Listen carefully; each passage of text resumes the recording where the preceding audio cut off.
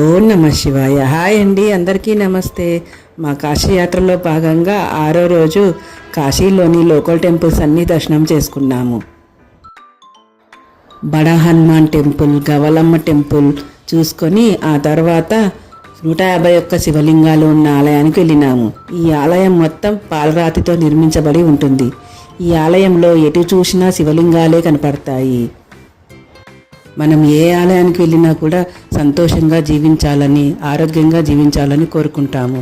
కానీ జీవన్ముక్తిని ప్రసాదించమని వేడుకునే ఏకైక ఆలయం కాశీ.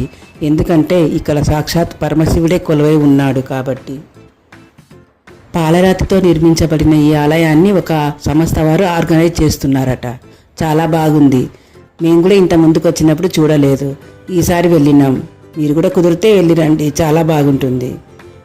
ఆ తర్వాత మేము కాశీ విశ్వనాథ స్వామి దర్శనం చేసుకున్నాము. ఇది మా డే 6. డే 7 నెక్స్ట్ వీడియోలో. హర హర మహాదేవ శంభో శంకర.